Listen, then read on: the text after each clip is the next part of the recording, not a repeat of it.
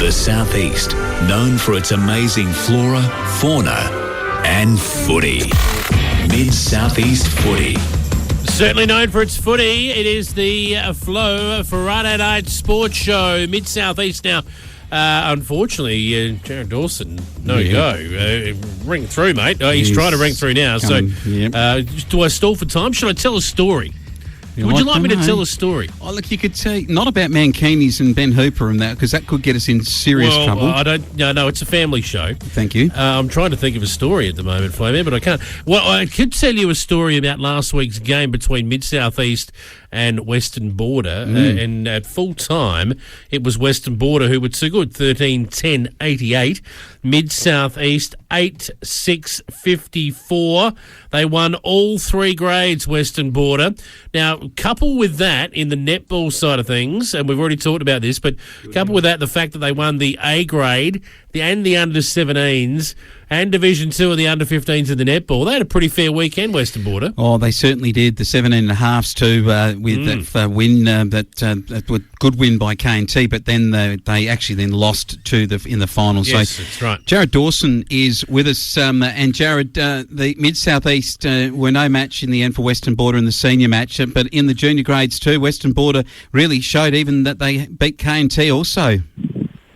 Yeah, they went pretty well. I'm not really up to speed with what happened on the day, Wayne. So, sorry for not being all across this one. No, you're right, mate. We've got the scores. We've given those out. And really, it's just an opportunity for these associations, leagues to get together and really have a look at what's going on for greater honours. I mean, there'll be zone teams coming up that will need to be selected for the country champs, as we know. And you've been a part of them before, Jared? I've been picked for the squads and that. Fair bit of interleague stuff, but I think there was about 8 or 10 fellas from the Mid-Southeast that got picked for the zone squad in the A grade, and then a couple of local boys that got picked for the under-15s and under-17.5. So, sure. It's good to get a bit more experience, I suppose, for the kids, and play a better level of footy as well. Yeah, Tommy Wachtel from the Robe Footy Club. I reckon he's been picked in your zone. Is that right? Yeah, that's correct. Yep. So the ruckman won the male medal a couple of years ago, and just to his enthusiasm, and he loves playing that level of football. So he's a good asset to the Robe Football Club, and he'll go well if he gets picked in the zone team. Always tough to push out in that those zone championships, and one of the better Guernseys, I reckon, too, in the zone championships. Just quietly, Flo, man. What do you reckon? The St Murray Southeast? Yes, It's like a Saints looking. It thing, is, isn't it? That's a Saints jumper. Yeah. Yep. Hey, talking about the things that are happening in your neck of the woods. Back to some local football after, of course, the week off. Got a bit of a recharge. How's your fitness coming along, Jared? We haven't heard too much about that, but I know you've been playing a few games. I played one reserves game a few weeks back, but ruptured my ACL at the start of the year, so I've been trying to train and look to play without one. So hopefully the next couple of weeks I'll be able to come back in, maybe through the reserves, and finish off the year with strapped up knee. So see how we get on. Heard of boys doing this. If you get the strapping right, can provide the stability that you need. But you're basically pain free to a point, aren't you? Unless you try and.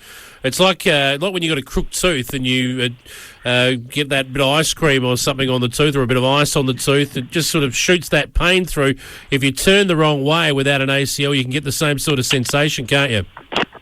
Yeah, that's what I've sort of noticed when I played the other week is getting the tackle from a certain angle. And the last sort of month I've tried to really strengthen up the quads and legs, and hopefully that prevents any of that moving forward. So see how we go in the next few weeks, and hopefully get back out there. Sure. All right, getting back out there. Port MacDonald this weekend against Glencoe. Your tip? Port Mac, pretty easy. Mount Burr versus Congarong. Can't go wrong with Mount Burr. Yeah, Mount Burr looked good when we played them last week. So, they'll beat Congarong, I think. So. All right, Nangwarry and Hatherley. This should be interesting for about 2 minutes. Hatherley win that. Yeah, I think Nangwarry will struggle again against Hatherley. And the Battle of the Red and Whites. Red and Whites are not Tigers, Tantanoola. Roosters win this.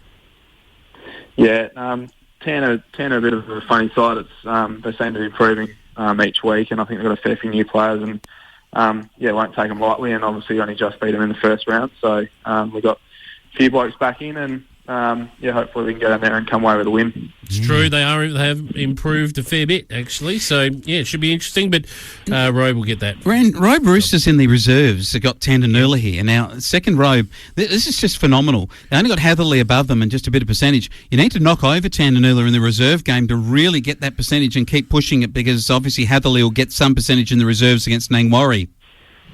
Yeah, definitely. The last week or 2 weeks ago, Tant actually beat Hatherley in the reserves, which is Hadley's first loss for the year. So I think they've either got a few back or improving each week. So could be a bit of a close game, I think.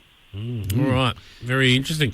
And, of course, the match of the round there will be the Senior Colts clash between the top two. It's the top of the table clash there, so the boys will better be up for that. Yeah, the boys have had a couple of weeks off, obviously, and they're fresh, and I think they've got pretty much their full side back in without a couple of college kids. So the full local side anyway. So, yeah, they should go right, I think. Tell you what, and the junior Colts likewise. 5-3 is your win-loss ratio. Tant at 4-4. They're just hanging outside the top four. If they want to knock somebody over in the top four, Robe is the opportunity. Can Tandanoola bring it? No, I think the junior Colts should get this one done. Yeah. So. Yep, he backed them in, didn't he? Unequivocally. Yep. All right, Jared, all the best for you, mate, with your recovery from that injury, and hopefully good luck to the Roosters as well this weekend. We'll catch up with you next week, mate. No worries. Thanks, Jason. Thanks, Wayne. Have a good weekend. Good on you, mate.